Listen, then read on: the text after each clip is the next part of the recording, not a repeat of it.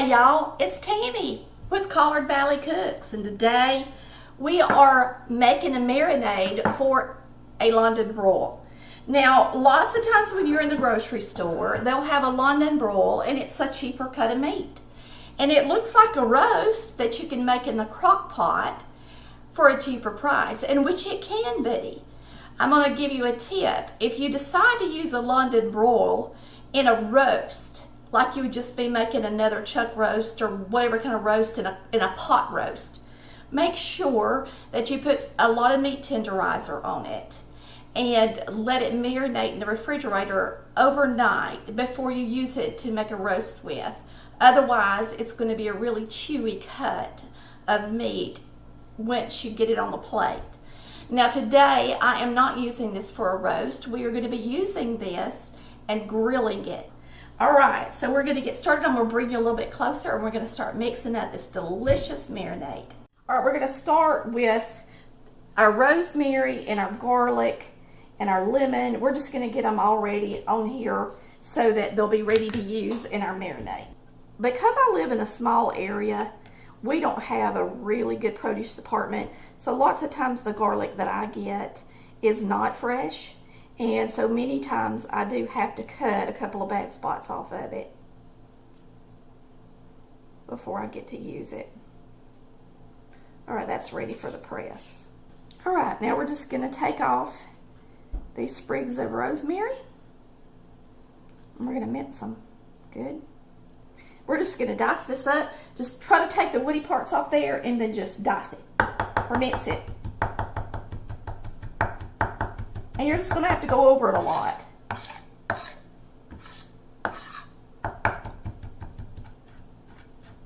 Maybe I should rock it. I think that might make more sense, or I'm going to have it all over the table.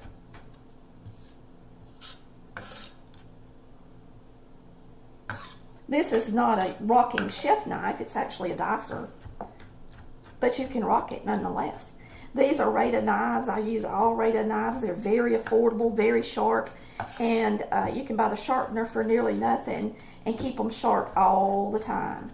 That looks good for our marinade. Perfect. Now we're going to slice our lemon. And now we've got all these fresh ingredients ready for our marinade. I'm going to use about a half cup of soy. Pouring it in. This is an 1/8 cup. I'm going to put almost the whole 1/8 cup, okay?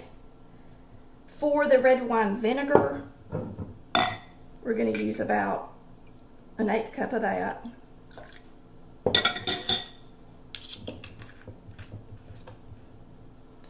So soy is the main ingredient, I guess you would say, because it's got the most stuff in it. Now we're going to use some dried mustard, and I'll put in about a teaspoon. Let's add about an 1/8 cup of brown sugar to it too, y'all. We're going to add some pepper. Let's add a teaspoon of pepper. We're going to put in a couple of teaspoons of meat tenderizer, and that's salty too. All right, I'm just going to squeeze a lemon in there. It's not going to hurt for the seeds to be in there. Here's our garlic going in.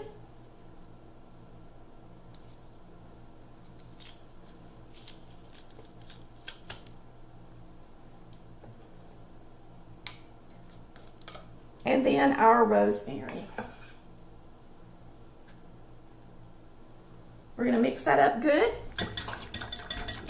We're going to get this in a bag. And since I'm marinating this and I've got the meat tenderizer in it, there's really no sense in me scoring it or worrying about doing something like that, because it's going to be nice and tender when we're done.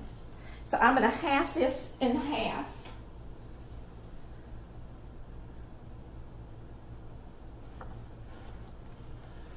All right, we're going to pour our marinade in this bag,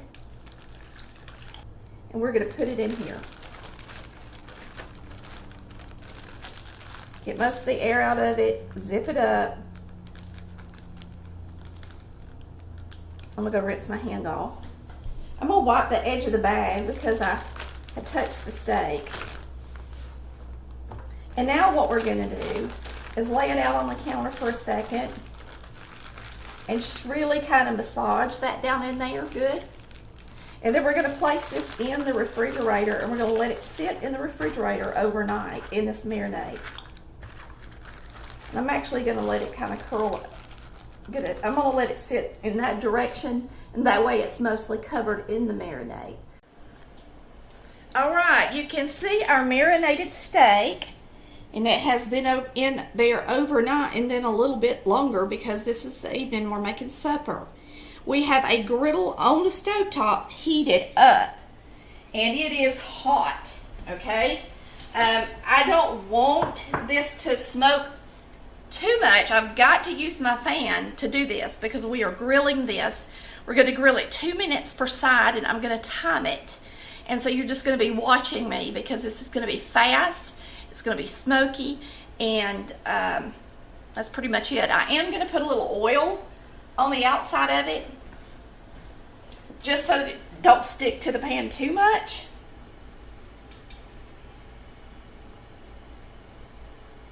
And I'll just have to rub it in.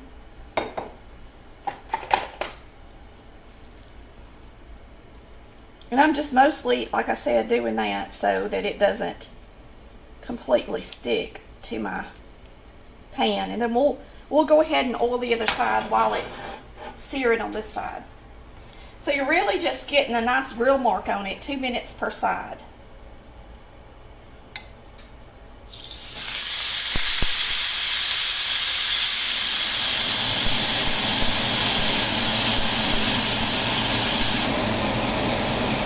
I'm just oiling this side now.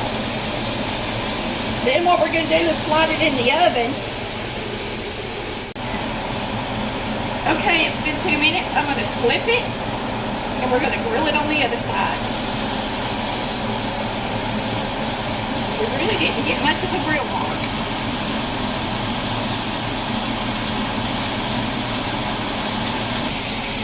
You can buy a cast iron grill for the top of the stove like this, and it may give it a better grill mark if you really want a grill mark, but a grill mark's not necessary for what we're doing.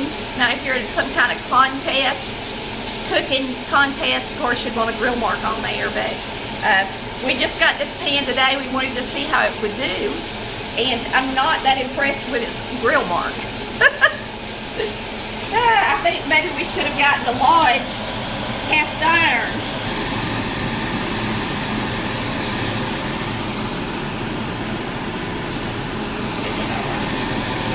Alright, we're going to reach in here and get a cast iron pan that's preheated in the oven.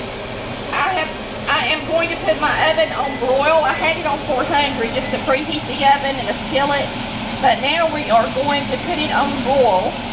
Alright, I want to put this in there, and a thermometer's got a little dot on it, a little indentation. You got to make sure and get your thermometer deep enough in the meat so that it will read from that side, from that part.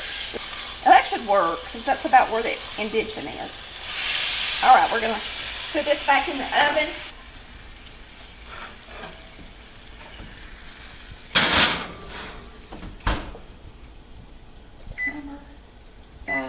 Timer.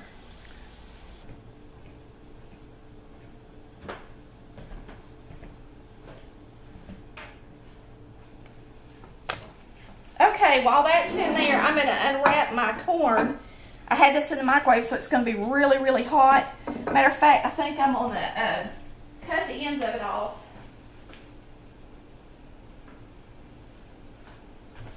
Right quick.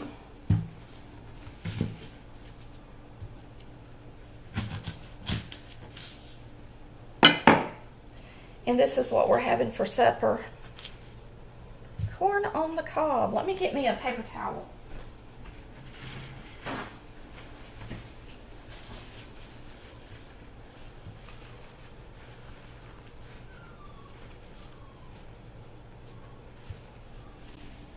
All right, I'm gonna have a little one and he's gonna have a bigger one. Well, this should be done. We'll turn off our broccoli. Should we go ahead and flip it? It's been Yes. almost 5 minutes. All right, we're going to pull this out. It has been 4.5 minutes, and we are going to flip it.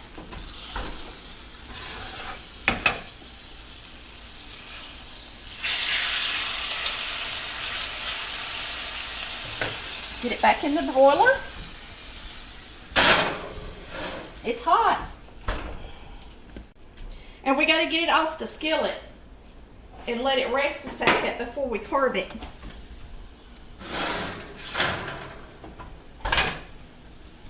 Now we're going to let the meat rest for about 5 minutes or so. I'm going to pull this out. The key to cooking a London broil is broiling it, marinating it, and then knowing where to cut it and how to cut it across the grain. So we'll let this sit here 5 minutes, and all those juices are going to settle back in there, and then we're going to carve it. You don't want to carve it early or you'll lose all of the juice out of the meat.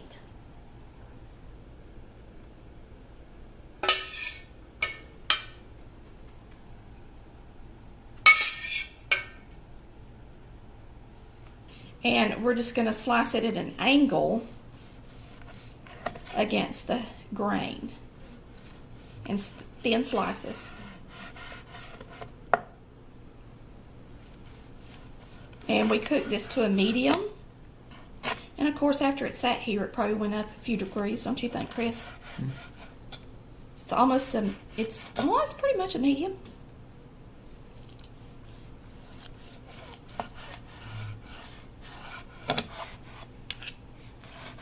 Okay. Looks pretty. So I'm going to get a few and lay on my plate.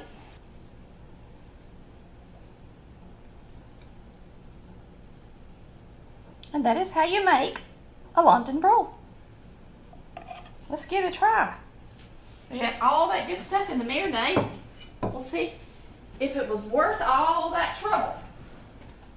Now the good thing about this cut of meat is it's usually much cheaper to buy, and you can afford it when you might not can afford a rump roast or something like that.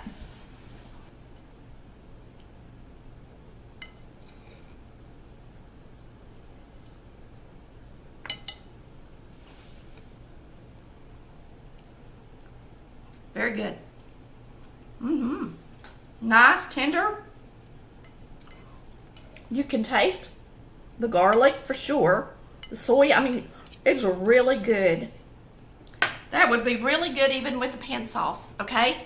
So, I hope you've enjoyed watching how to make a London broil with Collard Valley Cooks. Y'all come back and see us, and thanks for watching. We love you. Bye.